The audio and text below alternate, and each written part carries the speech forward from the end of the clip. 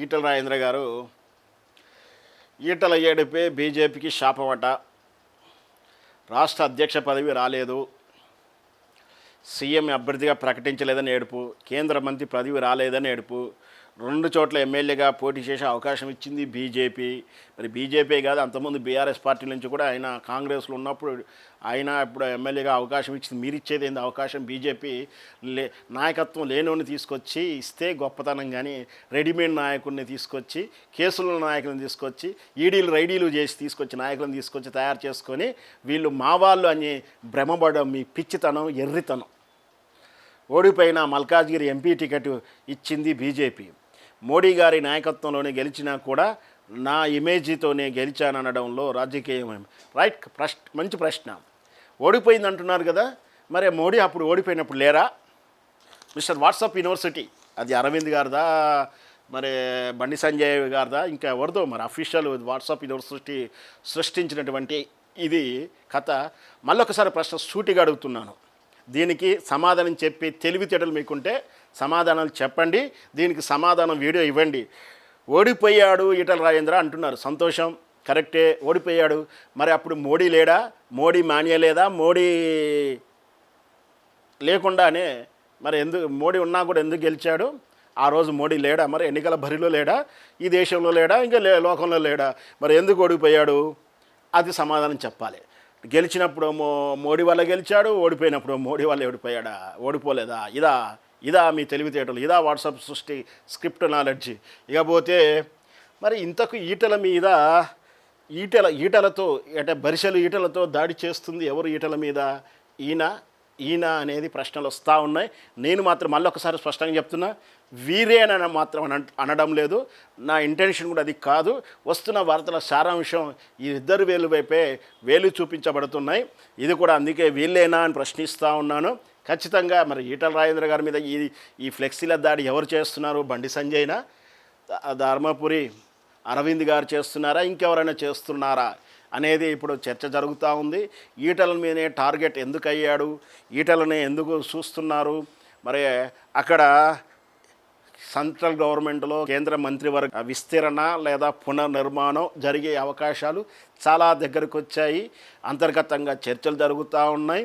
పైగా 2 సంవత్సరాలు దాటి 2.5 సంవత్సరాలు దాటి ఇంకొక 2.5 సంవత్సరాలు అంటే సగం కాలం అయిపోయింది.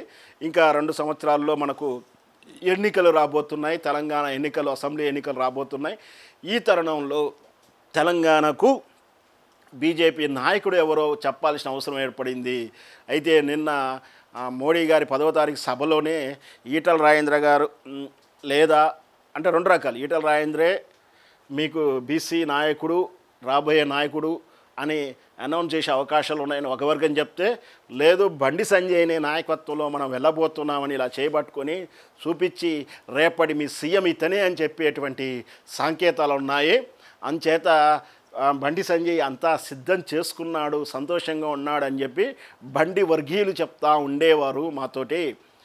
మళ్ళీ స్పష్టంగా చెప్తున్నాను, బండి వర్గీయులే, బండి అభిమానులే మేము. ఎందుకంటే రాజకీయ విశ్లేషకుడుగా డిబేట్లు చేస్తూ ఉంటాం, రాజకీయ వర్గాలతో మాట్లాడుతూ ఉంటాం, టేబుల్ షేర్ చేసుకుంటాం, కాబట్టి చాలా విషయాలు మాతో షేర్ అవుతూ ఉంటాయి చిట్ చాట్లో. అలాంటప్పుడు బండి సంజయ్ గారే రేపటి భారతీయ జనతా పార్టీ నాయకుడు, బీసీ నాయకుడు, ఈయన ఆధ్వర్యంలో మనం ముందుకెళ్ళిపోతున్నాము, మన నాయకుడు ఈయన అని చెప్పేసి బండి సంజయ్ గారిని చూపించే ప్రయత్నం మోడీ ఉంది అనే తరుణంలో వ్యూహాత్మకంగా బండి సంజయ్ కుమారుడు యొక్క కేసు ముందుకు తీసుకొచ్చి దాన్ని రచ్చ చేశారు, వీళ్ళెవరో చేశారని చెప్పి ఈయనే స్వయంగా ప్రకటించారు.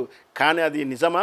మరి వీళ్ళు చెప్తే బండి సంజయ్ పోయి ఏదన్నా బండి సంజయ్ కుమారుడు పోయి చేశాడా, కేసులు ఇరుక్కుంటాడా? కాదు, యాదృచ్ఛికంగా శని అనుకోవచ్చు, దాన్ని దరిద్రం అనుకోవచ్చు, లేదా బ్యాడ్ లక్ అనుకోవచ్చు. ఆ సమయానికి బండి సంజయ్ గారు ఇరుక్కోవాల్సిన పరిస్థితి, ఇమేజ్ డ్యామేజ్ అయిపోయిన పరిస్థితి. సో అంటే ఈయనకు ఇంత పరిస్థితి రావడానికి ఈయనే కారణమే అని చెప్పి ఈయన భావిస్తుండవచ్చేమో. లేదు, ఇక్కడ ఖాళీ అయితే నాకు రావాలనుకుంటున్నారు. మొత్తం మీద అయితే 1, 2, 3 ఈ ముగ్గురు మధ్యలో వర్షస్ అయితే లోపల అంతర్గతంగా ఎవరు పావులాలు కలుపుతూ ఉన్నారు. వీళ్ళు ముందుకు వెళ్తుంటే ఒకరు వెనక్కి లాగుతున్నారు, ఒకరు ముందుకు వెళ్తుంటే ఒకరు వెనక్కి లాగుతున్నారు. గతంలో కిషన్ రెడ్డి గారి మీద అలాగే ఉండేది. ఇప్పుడు ఉన్నటువంటి రామచంద్రరావు గారు కూడా పరిస్థితి కూడా అలాగే ఉంది. ఇక్కడ వెనక గుర్రం ముందు గుర్రం కాదు, మొత్తం 8 సైడ్స్ అంటాం. అంటే 8 వైపులు ఎందుకు అంటున్నానంటే తూర్పు పడమర ఈస్ట్ వెస్ట్ అనుకో, corner east north west corner, ఇవి కూడా అన్ని కార్నర్లకు 8 గుర్రాలు 8 వైపుల లాగబడుతుంది. కాబట్టి భారతీయ జనతా పార్టీ తెలంగాణలో ఎదగట్లేదు. ఎందుకు అంటున్నానంటే, ఎందుకు బాధపడుతున్నానంటే ఈ దేశంలో మొదటిసారిగా భారతీయ జనతా పార్టీకి 2 ఎంపీ సీట్లు గెలిస్తే ఈ రాష్ట్ర గడ్డ నుంచి ఒక ఎంపీని ఇచ్చినటువంటి స్థానం ఉన్నటువంటి రాష్ట్రం మనది భారతీయ జనతా పార్టీ. అంటే భారతీయ జనతా పార్టీకి మొదటి నుంచి వేలు ఉన్నటువంటి పట్టు ఉన్నటువంటి ఏదైనా ఉంది అంటే మొదటిగా దక్కేది తెలంగాణ గడ్డకే. కానీ మరి ఇన్నేళ్ళైనా ఎదిగి ఎట్టగట్టింది లేదు, జడేసి పూలు పెట్టింది లేదు అన్నట్టు సామెత చెప్పినట్టు ఇక్కడ బీజేపీ ఎదిగింది లేదు. ఇక్కడ హైదరాబాద్ నిజాం రాజుల పాలన కాలం జరిగింది కాబట్టి ఆటోమేటిక్గా ముస్లింల డామినేషన్ ఉంటుంది. కాబట్టి ఆటోమేటిక్గా భారతీయ జనతా పార్టీకి బలం పెరగాల్సిన అవసరం ఉండే, అయినా కూడా ఎదగలేదు. అంటే ఎక్కడ వైఫల్యం ఉంది? నాయకుల మధ్య వైఫల్యం ఉంది, నాయకుల్లో అంతర్గత కుమ్ములాటలో వైఫల్యం ఉంది, నాయకుల మధ్య కక్కుర్తిపడేటువంటి అమ్ముడుపోయేట తత్వం పాలకుల విషయంలో. పాలకులు ఎందుకంటే భూమి కబ్జాలు చేసుకుంటున్నారు, ఎకరాలు రాయించుకుంటున్నారు. అసైన్ భూములైనా మాకు అక్కర్లేదు, అమ్మల్ని ఆ మోడీ ఫోటో కాదు నా ఇమేజ్తో గెలిచి అని చెప్పి ఆ నాయకుడు కూడా అనేటువంటి దాఖలాలు ఉన్నాయి. సో ఈ విధంగా ఈటెల రాజేంద్ర గారి గోలంతా కూడా భారతీయ జనతా పార్టీని ఇబ్బంది పెడతా ఉంది. దీని వెనక ఎవరు అసలు ఉన్నారు? ఈ ఫ్లెక్సీలు అంటే హైదరాబాదులో ఫ్లెక్సీలు ఈటెల రాజేంద్ర మీద ఇట్లాంటి ఫ్లెక్సీలు వెలుస్తూ ఉన్నాయంటే అర్థం ఏముంది? వెనక ఎవరున్నారు అర్థం చేసుకోవాలి. అంటే అధిష్టానానికి రహస్యంగా నివేదికలు పంపించడం, లేదా పితూర్లు మోయడము, లేదా పంపింగ్ చేయడము, మ్యానిపులేట్ చేసుకోవడము, లేదా లాబింగ్ చేయడము చేసుకుంటారని మాత్రమే తెలిసినంతవరకు పదవుల కోసం.